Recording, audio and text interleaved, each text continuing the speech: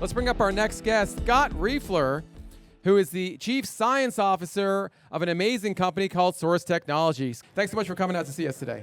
Glad to be here today. You know, some folks are probably going to think, hey, you know what?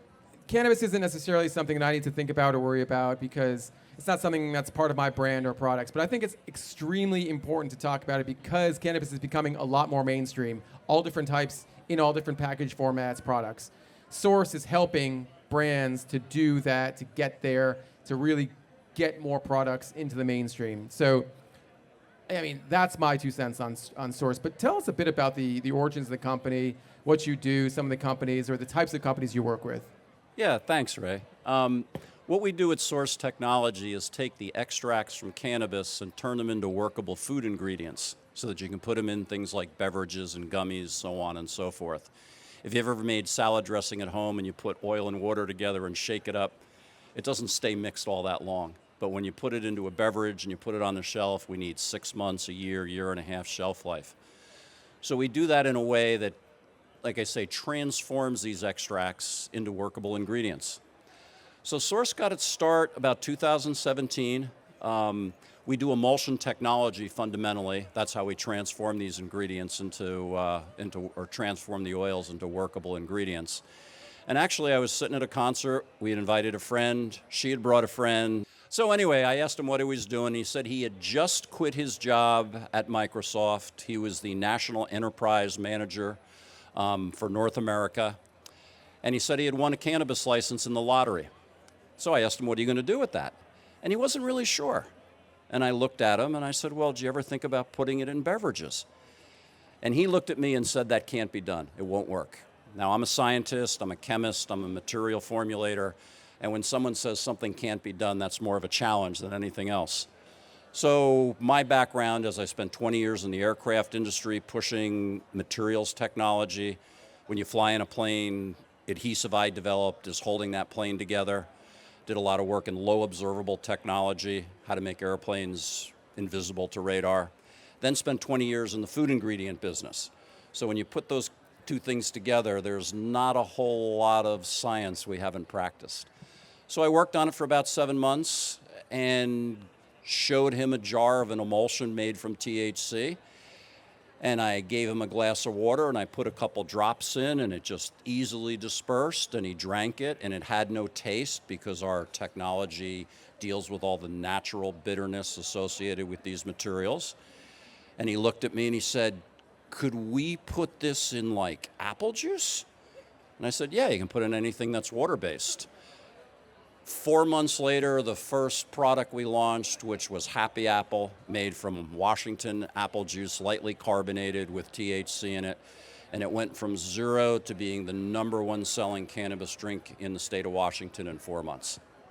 That's amazing. And, you know, I think this is such an interesting time for cannabis beverages and cannabis foods or cannabis-based foods because it feels like there's a lot of momentum, but at the same time, it feels like there's some confusion, right? So from a regulatory standpoint, there's just different laws in different states.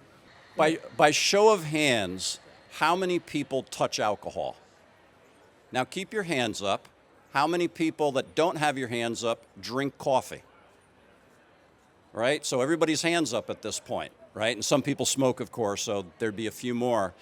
Alcohol and caffeine are 2 of the most addictive drugs known to man. But it also shows that people like to intoxicate. Right, so yes, there is a lot of velocity with this. People enjoy intoxication. So there's a lot of people that, because of the stigma, the social stigma associated with cannabis, have been avoiding it, but that's kind of gone now. And my gosh, if you look at states outside of like California, because of California's regulatory framework, cannabis beverages are now in liquor stores sitting next to beer. And when you start talking about shelf space and value of that space, a can of beer in a liquor store is maybe $2 now. The corresponding cannabis beverage will be $8, $10, $15, or $20. So yeah, people are paying attention. So it just sounds like it's a matter of time then. So it's a matter of time before we start seeing cannabis beverages, say, on draft next to a beer, perhaps? Yeah, the point of sale, that's going to be a little slower to take on. But like I said, in a number of states now, you can go into your Total Wine store and there'll be cannabis beverages on the shop. And you certainly can find them in dispensaries here in California. You mentioned caffeine and alcohol, but how do cannabinoids differ in terms of function from those ingredients? Yeah, and I almost said it before, like tonight after this, I'll probably have a glass of wine, maybe 2 or 3, maybe 1 glass too many. And if I do, I'm going to wake up not feeling so good because alcohol is actually trying to poison you. That's what you feel. You feel that effect of poison on your body. Cannabinoids work in an entirely different manner. They're tickling receptors. They're not attacking your body. So as I would go on to say that there are times where after the show I'll probably indulge in some cannabis. And I might even have too much. And the worst thing that's going to happen to me is I'm going to have a great night's sleep and wake up feeling great. So they differ in the way that they interact with your body. And there's a number of levels to this. Alcohol and caffeine, these are pure compounds. Relatively easy to regulate, relatively easy to bring high quality to the marketplace. Cannabis is quite a bit different. There's over 250 active compounds in cannabis, and it's just now starting to get regulatory oversight. So they're sort of the same, but they're different. They're mind-altering materials, but the way they interact with the body is entirely different. The way they interact with other ingredients is also different. And THC in particular seems like a pretty challenging cannabinoid to work with, and you really have to find a supplier that can meet the needs of what you want to do and what you want to create.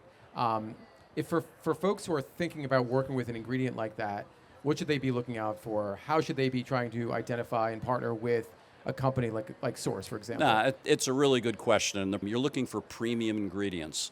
Getting oil to play nice in water is not easy to begin with. Cannabis, because it has so many different compounds in it, and there are, again, so many different manufacturing paths just to get the oil that we're going to then emulsify that you can put into your beverage, understanding the pedigree and the chain of custody of these materials is very important.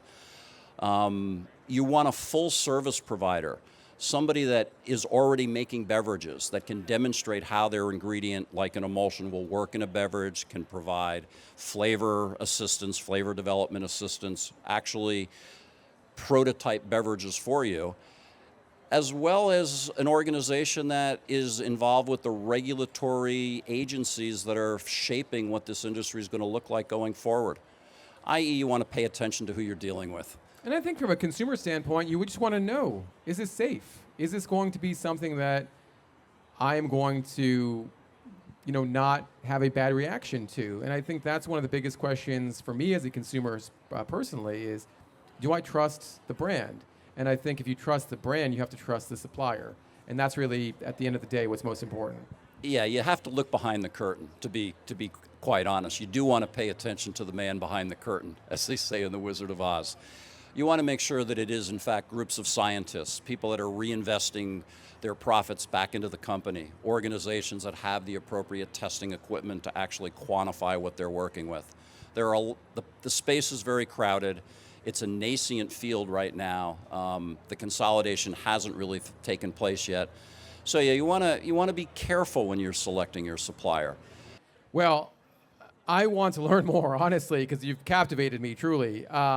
And I think for me, it's easy to connect with you because I have your email address. But for folks who want to get in touch with you or the team at SōRSE, the best way to do so, I would assume, is SōRSEtech.com, your website. Yeah, visit our website. You can learn a little bit more about the underlying technology, how it applies to beverages, how it applies to confection, how it applies to basically any food form. Anything, including like making ramen. Anywhere in your meal, you could use it as a place to introduce cannabis. Cannabis ramen, that's a new one. Scott, thank you so much for taking the time. Really appreciate it. SōRSEtech.com to learn more. Let's stay in touch for sure. Yeah, thanks, Ray. Thank you. Cheers.